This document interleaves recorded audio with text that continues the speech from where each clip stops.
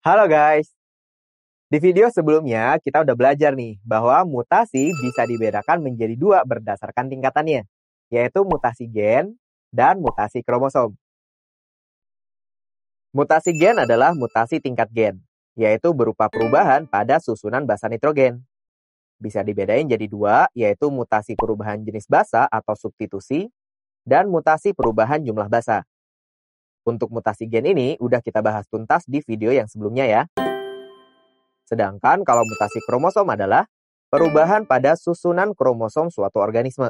Nah, mutasi kromosom ini juga bisa dibedain jadi dua, yaitu mutasi perubahan struktur kromosom dan mutasi perubahan jumlah kromosom.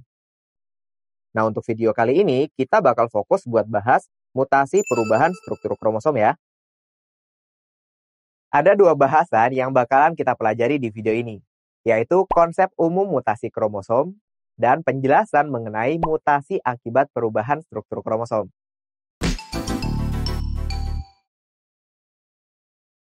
Pertama, kita bahas konsep umum mutasi kromosom dulu ya, meliputi pengertian mutasi kromosom dan jenis-jenis mutasi kromosom. Mulai dari pengertiannya dulu nih. Mutasi kromosom adalah perubahan materi genetik yang mencakup perubahan struktur atau jumlah kromosom pada suatu sel atau individu. Untuk lebih memahami tentang mutasi kromosom, kita perlu ingat lagi nih tentang struktur kromosom secara umum. Di topik materi genetik, kita udah pernah belajar kalau kromosom itu adalah pengemasan DNA yang dibentuk saat sel sedang membelah. Kromosom yang dibentuk saat pembelahan sel kurang lebih strukturnya kayak gini ya. Ada dua buah kromatid yang mengandung DNA identik, biasa dikenal sebagai sister kromatid. Masing-masing kromatid umumnya memiliki dua buah lengan yang dipisahkan oleh sentromer. Nah, di lengan-lengan kromosom inilah terdapat benang-benang DNA. Kamu masih ingat kan, kalau segmen-segmen tertentu pada DNA itu berperan sebagai gen yang mengkode suatu sifat tertentu?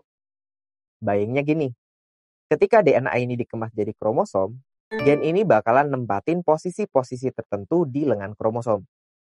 Misalkan, di DNA ini ada gen C. Nah, ketika dikemas jadi kromosom, posisinya jadi di sini. Makanya biasanya, kromosom dikasih label-label kayak gini, buat nunjukin posisi gen-gen tertentu pada kromosom tersebut. Posisi gen pada kromosom ini disebut lokus. Terus, kromosom-kromosom yang memiliki lokus bersesuaian disebut kromosom homolog. Kayak gini ya. Jadi, di lengan-lengan kromosom homolog ini akan dijumpai gen-gen yang bersesuaian kayak gini ya. Untuk pembahasan yang selanjutnya, kakak bakal pakai gambar kromosom yang udah disederhanakan kayak gini ya guys. Biar lebih gampang buat dipahami. Oke, dari sini udah kebayang lagi ya, kromosom itu sebenarnya apa dan gimana strukturnya. Nah, sekarang coba kita bayangin, apa yang bakalan terjadi kalau kromosom ini mengalami mutasi? Kalau ada perubahan pada struktur kromosom, berarti ada gen-gen yang ikutan berubah. Akibatnya, sifat yang diekspresikan bakal berubah juga. Kalau ada bagian kromosom yang hilang, berarti ada gen-gen yang hilang. Akibatnya, ada sifat tertentu yang jadi nggak bisa terekspresi. Terus, kalau bertambah gimana? Berarti ada penambahan gen. Dan akibatnya, ada sifat tertentu yang diekspresikan secara berlebihan. Artinya, mau ada pengurangan, penambahan, atau perubahan yang lain pada kromosom, dampaknya adalah akan ada perubahan sifat. Berarti bisa dibilang kalau mutasi pada kromosom ini dampaknya lebih besar ya daripada mutasi pada tingkat gen. Karena kalau mutasi tingkat gen, yang berubah cuma satu gen doang. Sedangkan kalau mutasi kromosom ini, perubahannya bisa memengaruhi banyak gen sekaligus. Makanya, pengaruh mutasi kromosom pada fenotip atau sifat suatu individu lebih terlihat nyata dibandingkan dengan mutasi gen. Nah, karena dampaknya yang besar inilah, makanya mutasi kromosom juga sering disebut sebagai mutasi besar atau abrasi kromosom. Gitu ya. Pengertian mutasi kromosom serta dampaknya secara umum udah kita bahas. Sekarang kita lanjut ke jenis-jenis mutasi kromosom. Kayak yang udah kakak jelasin di awal tadi, mutasi kromosom bisa dibedain jadi dua berdasarkan perubahannya, yaitu mutasi perubahan struktur kromosom dan mutasi perubahan jumlah kromosom. Pada mutasi perubahan struktur, berarti yang berubah adalah bentuk atau susunan gen dalam sebuah kromosom. Sedangkan kalau mutasi perubahan jumlah, berarti yang berubah adalah jumlah kromosom suatu sel atau individu lebih banyak atau lebih sedikit dibandingkan dengan jumlah normal dari kromosom individu lain dalam spesies yang sama. Nah, di video ini, kita bakal bahas yang mutasi perubahan struktur kromosomnya dulu ya. Untuk mutasi perubahan jumlah kromosom, akan kakak bahas di video yang selanjutnya. Oke guys, jadi mutasi kromosom itu adalah perubahan materi genetik yang mencakup perubahan struktur atau perubahan jumlah kromosom pada suatu sel atau individu ya. Nah, karena di kromosom itu terkandung banyak gen yang mengkode banyak sifat, makanya mutasi kromosom umumnya akan menyebabkan perubahan fenotip yang lebih besar juga. Mutasi kromosom bisa dibedain jadi dua ya berdasarkan perubahannya, yaitu mutasi perubahan struktur kromosom dan mutasi perubahan jumlah kromosom. Untuk lebih memahami konsep umum mutasi kromosom ini, kamu bisa pause dulu ya videonya.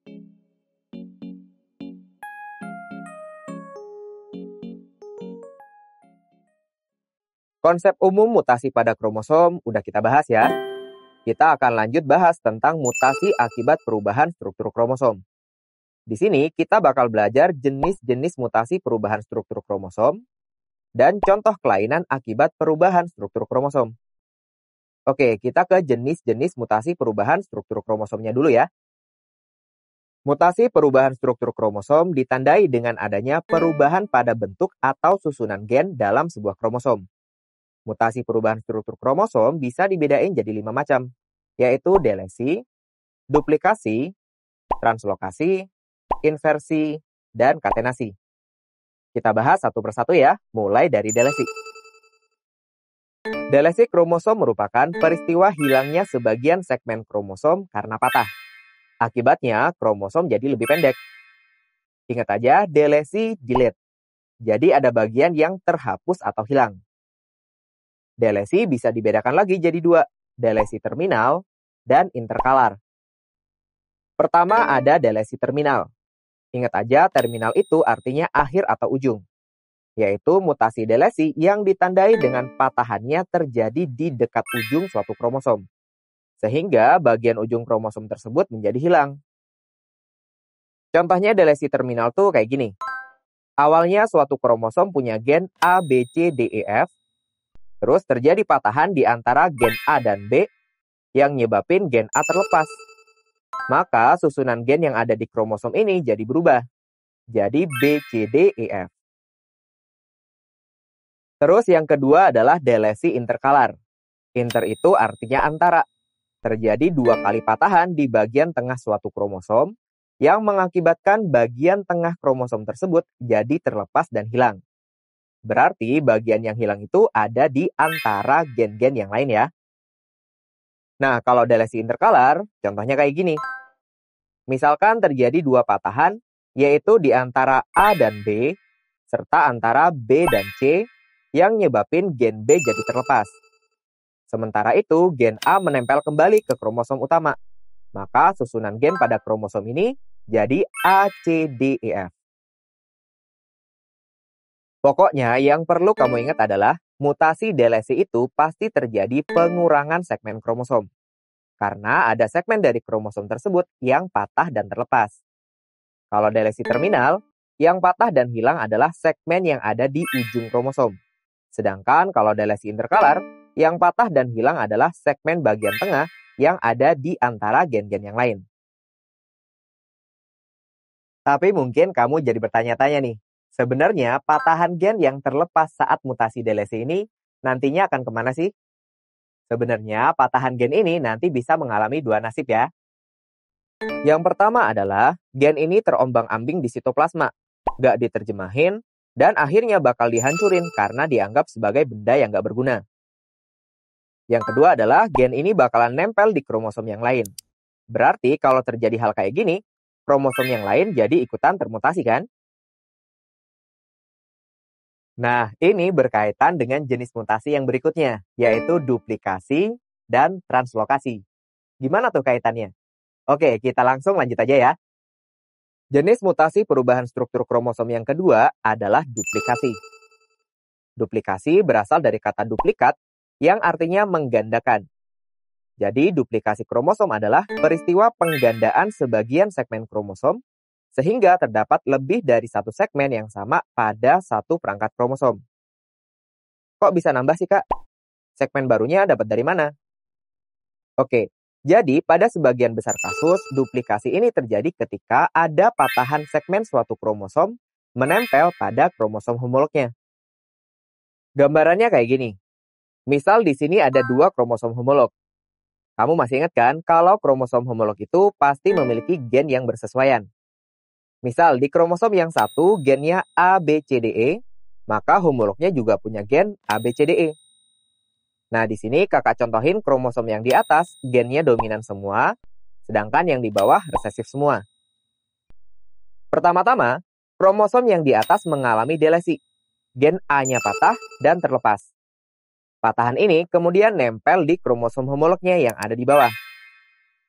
Berarti sekarang kromosom yang di bawah jadi punya segmen yang berulang ya, yaitu gen A-nya jadi ada dua. Nah, kromosom yang di bawah inilah yang dikatakan telah mengalami duplikasi. Karena jadi punya segmen yang ganda atau berulang. Awalnya ABCDE, sekarang jadi AABCDE. Ingat ya guys, kalau mutasi duplikasi pasti ditandai dengan adanya gen yang ganda atau berulang.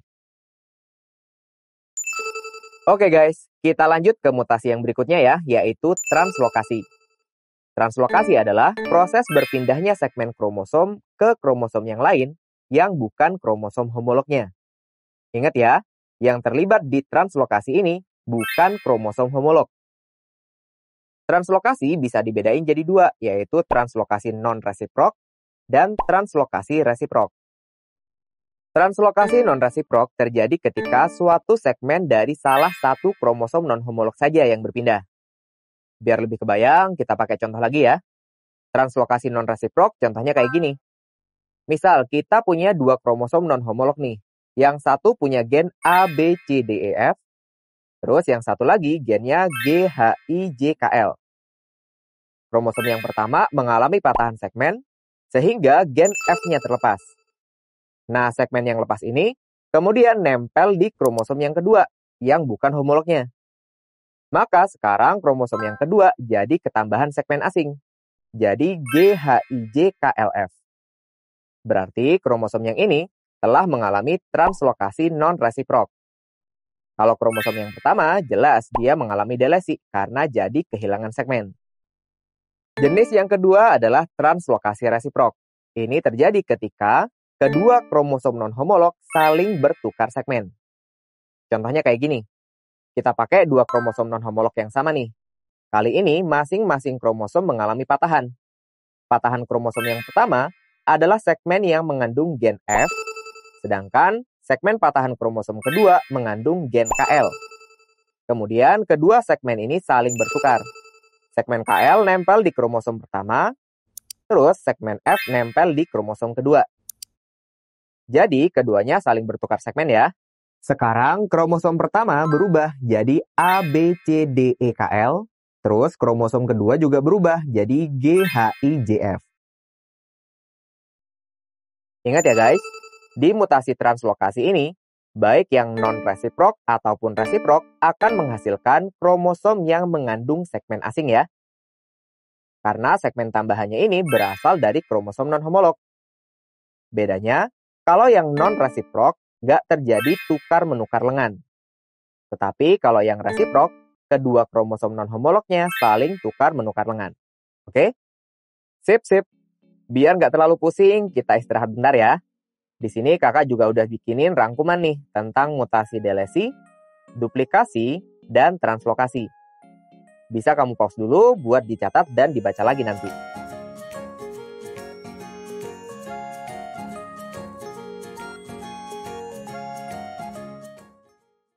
Sekarang coba kamu jawab pertanyaan ini.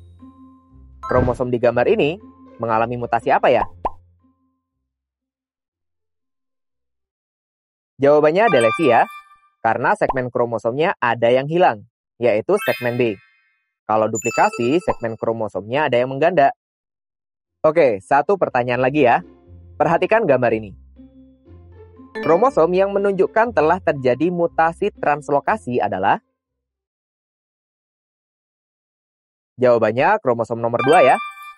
Ingat, mutasi translokasi akan menghasilkan kromosom yang mengandung segmen asing. Karena segmen tambahannya ini berasal dari kromosom non-homolog. Di kromosom nomor 2, ada penambahan segmen asing yaitu JKL. Kalau yang kromosom nomor 1 terjadi duplikasi ya guys. Tandanya adalah ada segmen yang berulang, yaitu segmen B. Oke guys, kita udah bahas 3 jenis mutasi perubahan struktur kromosom ya, yaitu delesi, duplikasi, dan translokasi. Sekarang kita lanjut ke jenis mutasi yang berikutnya, yaitu inversi. Inversi itu berasal dari kata inverse, yang artinya kebalikan. Jadi, mutasi inversi adalah peristiwa pembalikan segmen kromosom akibat patah di 2 tempat, kemudian tersisip kembali dengan urutan yang terbalik. Karena segmennya terbalik, maka letak gennya juga jadi berubah. Gambarannya kayak gini ya guys. Pembalikan segmen kromosom ini terjadi karena ada patahan segmen di 2 tempat yang berbeda, yaitu antara A dan B, juga di antara C dan D. Kemudian segmen ini berputar 180 derajat dan kembali menyisip pada kromosom. Kelihatan ya, urutan awalnya A, B, C, D, E, F, setelah inversi menjadi A, C, B, D, E, F. Nah, inversi ini ada 2 macam, yaitu inversi perisentrik dan inversi parasentrik. Inversi perisentrik apabila pembalikan segmen mencakup bagian sentromer. Contohnya kayak gini. Patahan terjadi di antara B dan C, serta di antara E dan F. Patahan ini kemudian berputar dan menempel kembali dengan posisi yang terbalik. Kalau kita lihat, sentromer di sini ikutan berubah ya posisinya. Nah, yang kayak gini disebut inversi perisentrik ya. Sedangkan inversi parasentrik terjadi apabila pembalikan segmennya tidak mencakup sentromer. Nah, contohnya kayak gini nih. Coba fokus ke lengan yang mengandung segmen ABCD. Patahannya cuma terjadi di satu lengan ini aja, yaitu di antara A dan B, serta di antara C dan D. Patahan ini kemudian menempel kembali dengan urutan yang terbalik. Nah, sentromer di sini nggak ikutan berpindah ya posisinya. Gimana? Kelihatan ya bedanya? Pokoknya yang perlu kamu ingat adalah pada mutasi inversi terjadi pembalikan segmen kromosom, sehingga susunan gennya jadi terbalik. Kalau pembalikannya melibatkan sentromer disebut inversi perisentrik. Terus kalau nggak ngelibatin sentromer disebutnya inversi parasentrik. Sip. Kita lanjut ke jenis mutasi yang terakhir ya, yaitu katenasi. Katenasi adalah kelainan bentuk kromosom yang berupa lingkaran atau cincin. Katenasi bisa terjadi akibat adanya delesi pada bagian ujung-ujung kromosom atau telomer. Telomer ini sebenarnya berfungsi untuk menstabilkan ujung kromosom. Ketika telomernya hilang, akibatnya kedua ujung kromosom akan saling menempel dan menyebabkan kromosom jadi berbentuk seperti cincin atau disebut ring kromosom. Selain terbentuk dari satu kromosom, kromosom cincin sebenarnya bisa juga terbentuk dari 2 kromosom yang saling menempel. Umumnya, katenasi 2 kromosom terjadi pada kromosom homolog. Kayak gini. Telomer di ujung-ujung kromosom ini rusak, terus saling menempel deh. Baik yang melibatkan satu kromosom ataupun 2 kromosom, katenasi selalu ditandai dengan terbentuknya kromosom yang melingkar. Oke? Ringkasan mutasi inversi dan katenasi bisa kamu lihat di sini ya guys.